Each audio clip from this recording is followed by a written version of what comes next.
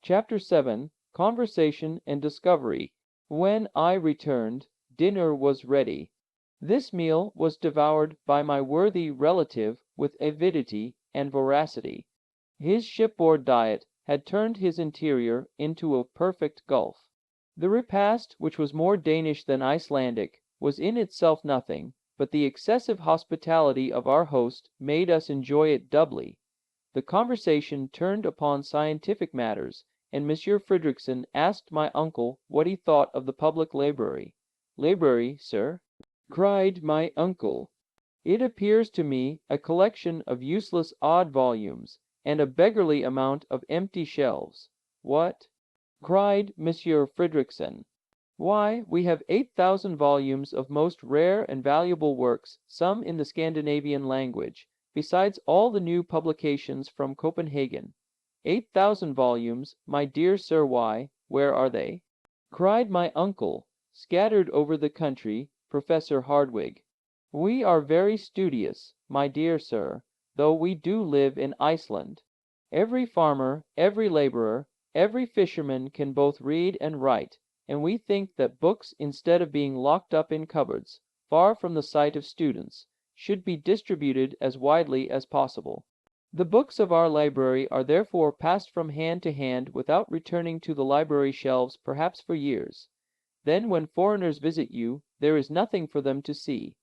Well, sir, foreigners have their own libraries, and our first consideration is, that our humbler classes should be highly educated.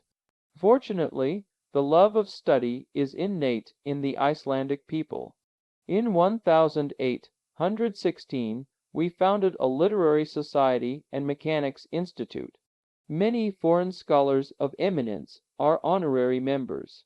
We publish books destined to educate our people, and these books have rendered valuable services to our country. Allow me to have the honor, Professor Hardwigg, to enroll you as an honorary member."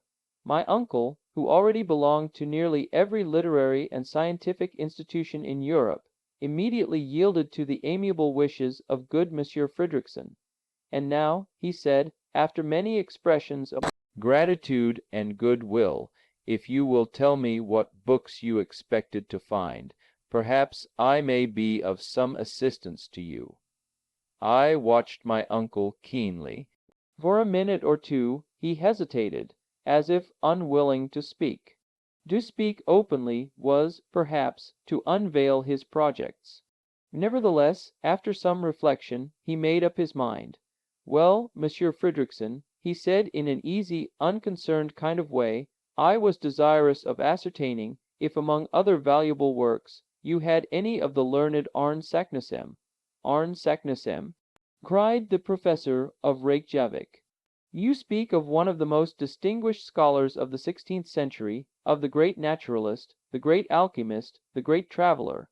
Exactly so. One of the most distinguished men connected with Icelandic science and literature. As you say, sir, a man illustrious above all. Yes, sir, all this is true, but his works. We have none of them, not in Iceland." "There are none in Iceland or elsewhere," answered the other, sadly. "Why so?" "Because Arne Saknussemm was persecuted for heresy, and in 1573 his works were publicly burnt at Copenhagen, by the hands of the common hangman." "Very good." "Capital," murmured my uncle, to the great astonishment of the worthy Icelander. "You said, sir, yes, all is clear. I see the link in the chain. Everything is explained, and I now understand why Arne Saknussemm, put out of court, forced to hide his magnificent discoveries, was compelled to conceal beneath the veil of an incomprehensible cryptograph the secret. What secret?" "A secret which," stammered my uncle. "Have you discovered some wonderful manuscript?" cried Monsieur Fridriksson. No, I was carried away by my enthusiasm. "A mere supposition. Very good, sir. But really, to turn to another subject, I hope you will not leave our island without examining into its mineralogical riches. Well, the fact is, I am rather late. So many learned men have been here before me, Yes, yes, but there is still much to be done, cried Monsieur Fridriksson. You think so, said my uncle, his eyes twinkling with hidden satisfaction. Yes, you have no idea how many unknown mountains, glaciers, volcanoes there are which remain to be studied. Without moving from where we sit, I can show you one. Yonder on the edge of the horizon you see Sneffels. Oh yes, Sneffels, said my uncle, one of the most curious volcanoes in existence, the crater of which has been rarely visited. Extinct. Extinct any time these 500 years, was the ready reply. Well, said my uncle, who dug his nails into his flesh and pressed his knees tightly together to prevent himself leaping up with joy. I have a great mind to begin my studies with an examination of the geological mysteries of this Mount Cephalfeisel. What do you call it? Sneffels, my dear sir. This portion of the conversation took place in Latin, and I therefore understood all that had been said. I could scarcely keep my countenance when I found my uncle so cunningly concealing his delight and satisfaction.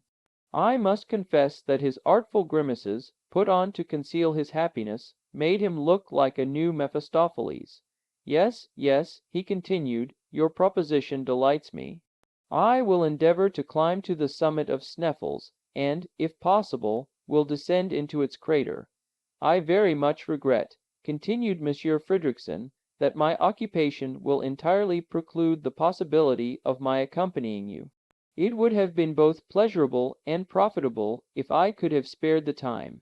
No, no, 1,000 times no, cried my uncle. I do not wish to disturb the serenity of any man.